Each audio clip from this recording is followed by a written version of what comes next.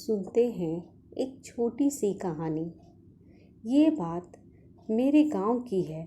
जब मैं छुट्टियों में गांव घूमने गया था, मेरे गांव में एक पुरानी खंडर हवेली है जिसमें करीब 65 सालों से वहाँ कोई नहीं रहता। ये बात मुझे मेरे गांव वालों के दोस्तों ने बताई है। जब ये बात मुझे पता चली तो मेरा मन करने लगा कि मैं एक बार उस हवेली को देखूं। मुझे ऐसी जगहों पर जाना, उनके बारे में जानने में बहुत दिलचस्पी होती है।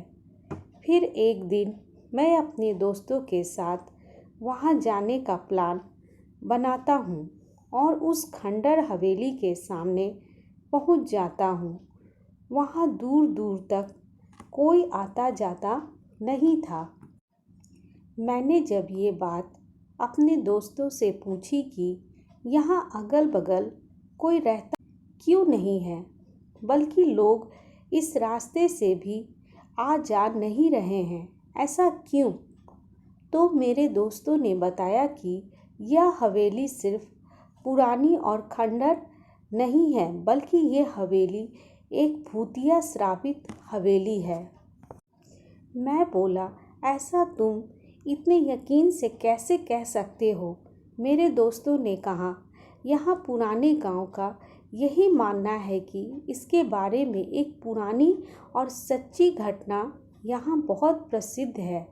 मेरे मन में इसके बारे में जानने का ख्याल और बढ़ने लगा। मैंने पूछा, क्या है इसके पीछे की कहानी? तब उसमें से एक दोस्त ने मुझे बताना शुरू किया।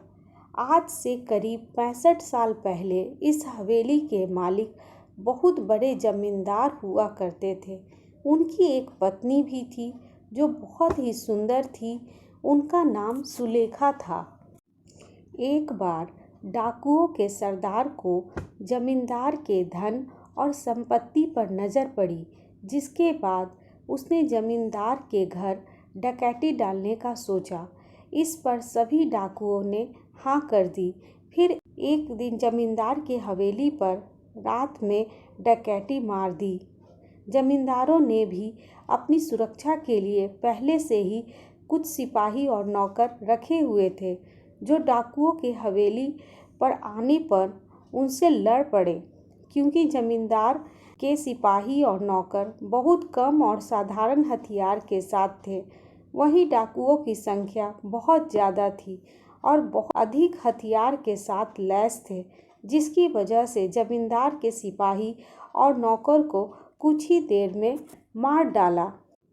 ये सब जमींदार देखने के बाद सोचा, इससे पहले कि डाकू हवेली के दरवाज़ा तोड़कर अंदर घुस जाए, उसे अपनी पत्नी और खजाने को छुपा देना चाहिए।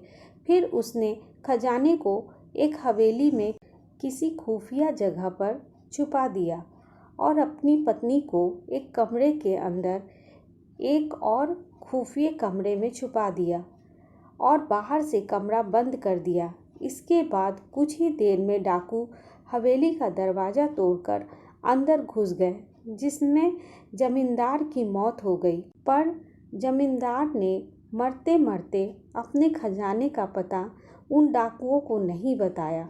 डाकुओं ने खजाने को बहुत खोजा, पर वह उन्हें नहीं मिला। फिर डाकू वहां से हवेली की कीमती सामानों को लेकर वहां से चले गए। पर जमींदार की पत्नी, जो एक खुफिया कमरे में बंद थी, उसका पता किसी को नहीं था। उसकी पत्नी बहुत चिल्लाई, लोगों को बुलाने की कोशिश की, कमरे के दरवाजे को तोड़ने की कोशिश की, पर वो अंत तक कुछ ना कर सकी और भूख प्यास से वो तड़प तड़प कर वहीं मर गई। उसके मरने के बाद उसकी लाश से बदबू आने लगी। उस कमरे को तोड़कर उसकी लाश को वहां से निकालकर उसका अंतिम संस्कार किया गया। कहा जाता है कि आज भी वो अपने पति का इंतजार उस कमरे में करती है।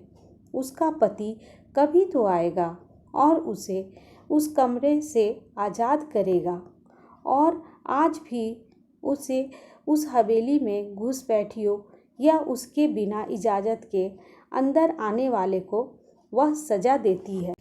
मैंने अपने दोस्तों से यह कहानी सुनकर उन पर विश्वास नहीं किया। मैंने पूछा, अरे यार, तुम लोग भी ना कब की बात आज तक लेकर बैठे हो, इसका कोई सबूत है तुम लोगों के पास? तो उन लोगों ने बोला, कुछ लोगों ने इस हवेली में जाने की और वहाँ रुकने की गलती की थी, जो आज तक इस सदमे को भूल नहीं पाए हैं। मैंने पूछा, ऐसा क्या हुआ था उन लोगों के साथ इस हवेली में? तब दोस्तों ने मुझे बताया, एक बार एक अपराधी जेल से भाग जाता है और इस हवेली में आकर छुप जाता है। उसके बाद कोई कुछ नहीं जानता है कि उस हवेली में उसके साथ क्या हुआ था। बस दूसरे दिन उस अपराधी की लाश उस हवेली में मिली। मैंने बोला, यह हादसा भी हो सकता है? तो उन लोगों ने कहा, एक बार एक चरवाहा उस हवेली में एक रात रुकने के लिए जाता है, जो सुबह जिंदा उस हवेली से तो बाहर आ जाता है, पर अपना मानसिक संतुलन खो देता है। तब से वे आज तक पागल हैं।